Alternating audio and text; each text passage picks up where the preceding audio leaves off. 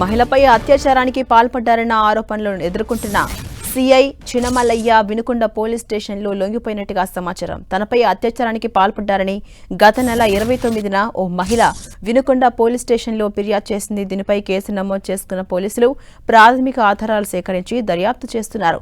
ఈ కేసులో సిఐపై సస్పెన్షన్ వేటు పడింది. అప్పటి నుంచి సిఐ చినమల్లయ్య అజ్ఞాతంలోనే ఉన్నారు. అజ్ఞాతంలో ఉంటూనే సుప్రీంకోర్టులో ముందస్తు బెయిల్ దాఖలు చేశారు. అయితే కోర్టు ముందస్తు బెయిల్ పిటిషన్ను కొట్టివేసింది. దీంతో సిఐ చినమల్లయ్య తెల్లవారుజామున వినుకొండ పోలీస్ స్టేషన్లో లొంగిపోయినట్టుగా తెలుస్తోంది.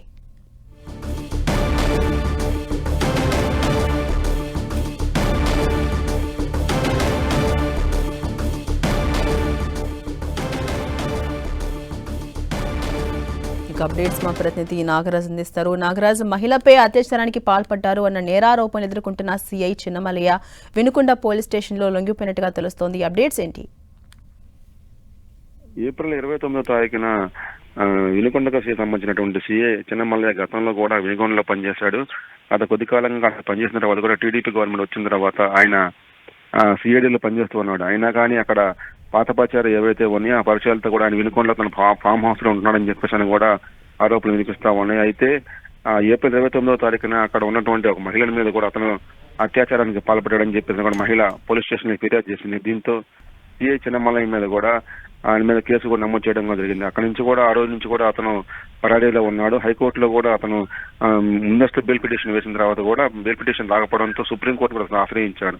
అక్కడ కూడా అతనికి చుక్కది రావడంతో కూడా ఒకసారిగా ఆయన స్టేషన్కి వచ్చి లొంగిపోయేందుకు సిద్ధపడుతూ అవుతుండగా అతనికి 1 మంత్ దాదాపు 1.5 మంత్ తర్వాత అతనికి స్టేషన్కి హాజరు కాకపోవడంతో కూడా అతన్ని విధుల నుంచి సస్పెండ్ చేయడం జరిగింది. అతని విధుల నుంచి తొలగించడం జరిగింది. అయితే ఈ నేపథ్యంలో ఈ రోజు తెల్లవారుజామున మాజీ సీఐ చిన్నమల్లయ్య కూడా పోలీస్ స్టేషన్కి వచ్చి ఆయన లొంగిపోవడం వినుకొండ పోలీస్ స్టేషన్కి వచ్చి లొంగిపోవడం జరిగింది. అయితే అతని మీద అనేక ఆరోపణలు వెలుగు చూస్తాం జరిగింది.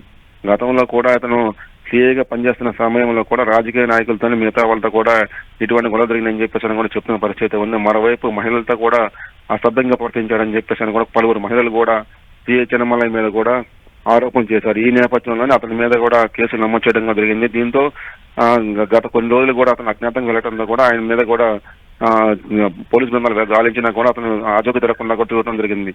దీంతో ఐటీ సర్వశక్తి పార్టీ కూడా ఆయన మీద ఒక విధులను ప్రవర్తించడం జరిగింది. దీంతో ఆయన ఈ రోజు తెల్లవారుజామున ఉదయం 5 గంటల ప్రాంతంలో వచ్చి కూడా వినుకొండ పోలీస్ స్టేషన్ లొంగిపోయాడు. Jhansi Rani. Right, thank you Nagaraju.